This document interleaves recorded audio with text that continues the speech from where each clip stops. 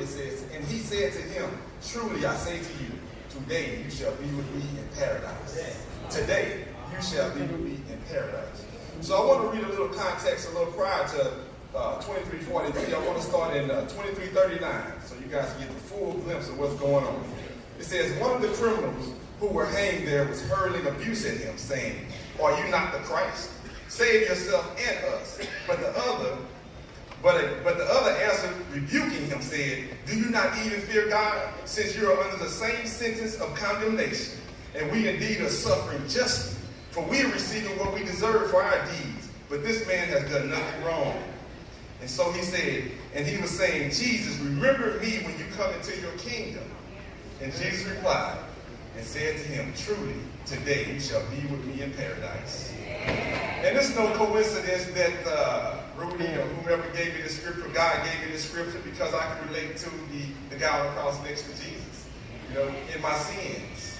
And I was thinking about it last night, and it arrested me that this guy, the thief, the sinner, he was the first person to experience the real grace of the new covenant.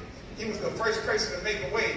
And the old covenant was gone, and Jesus passed. He was the first person to really experience and make a way for us. This sinner. Also, one thing that arrested me was Jesus' walk and what it did for this sinner. Jesus walked. This sinner confessed his sins, his faith, and he was redeemed right there on the cross with Jesus, just by the way that Jesus actually walked. He witnessed Jesus, his forgiveness. He witnessed Jesus' mercy. He witnessed Jesus' grace.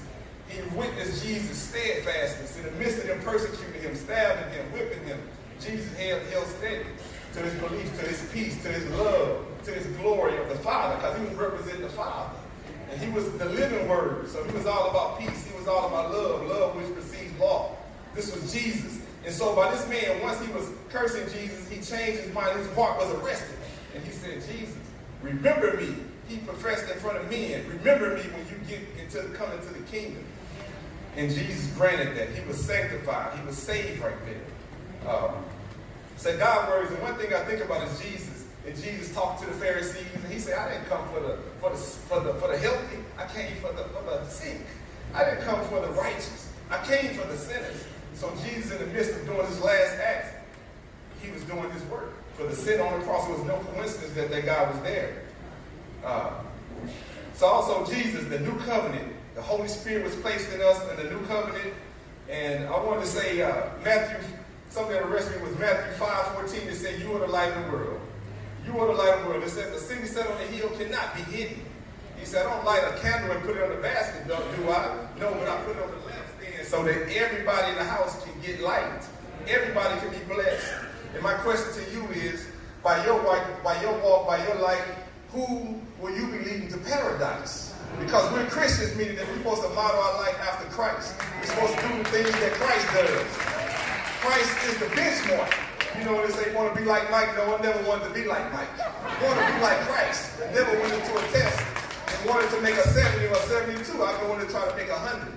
So the thing is to be like Christ. Christ is this deity that we put out there, but the thing is Christ is you, and you, and you, and you, and you. And we have those abilities, and we should be trying to model his life so that we can be a blessing, so that we can be a light in the midst of this dark place, and we can help sinners and help lost people.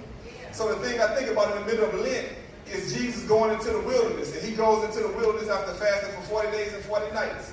And at the end of those 40 days, the devil comes to him thinking he's weak, but he's strong because he knows God's word. God's word was his armor. God's word was his rod and his staff. And ladies and gentlemen, God's word is our rod and our staff in this wilderness. So if we do not know God's word, we cannot discern. When the devil came to him and he asked him to turn the stone to bread, he said, no, man shall not live on bread alone.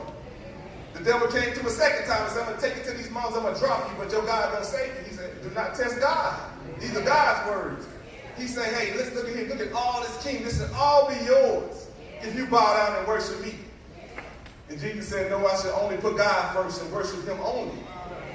So the thing about it is today, ladies and gentlemen, unless you know this Bible saved my life. I know God used wretches like me to give people hope. To give people hope. People who know that this gives people hope that anything is possible. If my grandmother was here today, she would be saying, hallelujah, hallelujah, hallelujah. And my grandfather would say, amen, amen, amen. And this is a long journey. no coincidence that I was joining the church. Actually, I got baptized on this stage. I got baptized on this stage. And I said, God, I came here to work. You know, I've been going to church for years and years, but I said, I need somewhere where I can serve. My spirit led me here to St. John's. I didn't come here in the flesh. My spirit literally led me here to work, to serve, to find my purpose in my path.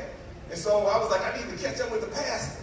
I need to, you know, I seen Rudy. I stuck my hand out. Rudy gave me a hug. I said, oh, look at this man of God. You know, I said, man, I was talking to Pastor Yvonne. I said, I need to, she said, yeah, Rudy, you'll still catch him. But God makes a way.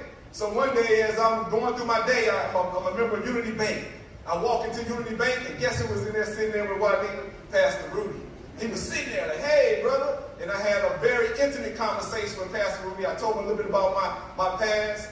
I told him who I am, where I've been. Like I said, he told me one of the reasons that we built this relationship was because of three things that the world needs.